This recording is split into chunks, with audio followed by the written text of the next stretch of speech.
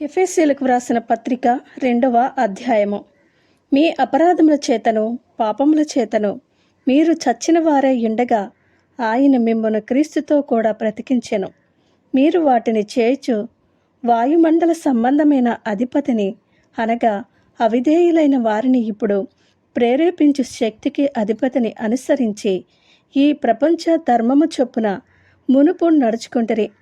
వారితో కలిసి మనమందరమును శరీరము యొక్కయు మనస్సు యొక్కయు కోరికలను నెరవేర్చుకొనుచు మన శరీరాశలను అనుసరించి మునుపు ప్రవర్తించుచు కడమ వారి వలనే స్వభావ సిద్ధముగా దేవోగ్రతకు పాత్రులమయ్యుంటిమి. ఆయనను దేవుడు కరుణాసంపన్నుడయ్యుండి మనము మన అపరాధముల చేత చచ్చిన వారమై ఉండినప్పుడు సైతము మన ఎడల చూపిన తన మహాప్రేమ చేత మనలను క్రీస్తుతో కూడా బ్రతికించెను. కృపచేత మీరు రక్షింపబడి ఉన్నారు. క్రీస్తు యేసునందు ఆయన మనకు చేసిన ఉపకారము ద్వారా అత్యధికమైన తన కృప మహదైశ్వర్యమును రాబోవు యుగములలో కనుపరచునిత్యము.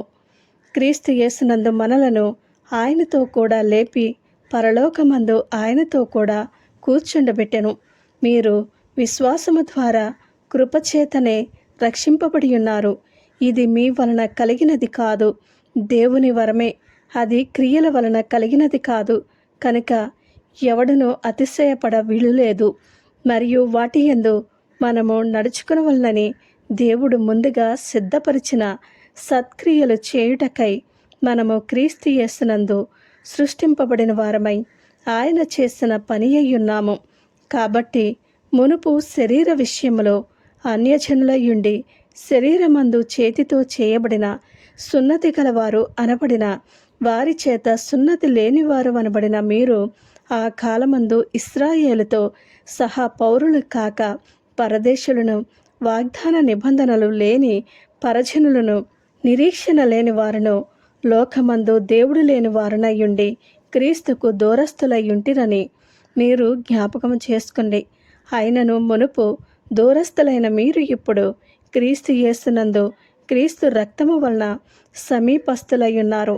ఆయన మన సమాధానమయ్యుండి మీకును మాకును ఉండిన ద్వేషమును అనగా విధి రూపకమైన ఆజ్ఞలు గల ధర్మశాస్త్రమును తన శరీరమందు కొట్టివేయుట చేత మధ్య గోడను పడగొట్టి మన ఉభయులను ఏకము చేసెను.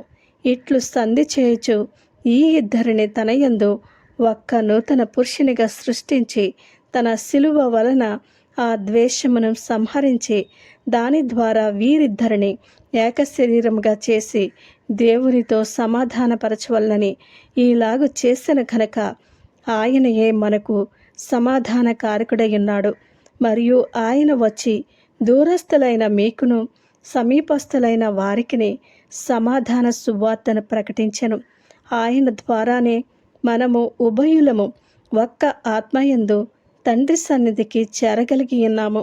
కాబట్టి మీరిక మీదట పరజనులను పరదేశులనై ఉండక పరిశుద్ధులతో ఏక పట్టణస్థులను దేవుని ఇంటివారునై ఉన్నారు. క్రీస్తు యేసే ముఖ్యమైన మూలరాయి అయి ఉండగా అపొస్తలులను ప్రవక్తలను వేసిన పునాది మీద మీరు కట్టబడి ఉన్నారు. ప్రతి కట్టడమును మనలో చక్కగా అమర్చబడి ప్రభువునందు పరిశుద్ధమైన దేవాలయమొకటకు వృద్ధి పొందుచున్నది. ఆయనలో మీరు కూడా ఆత్మ మూలముగా దేవునికి నివాస స్థలమై ఉండుటకు కట్టబడుచున్నారు. ఆమేన్.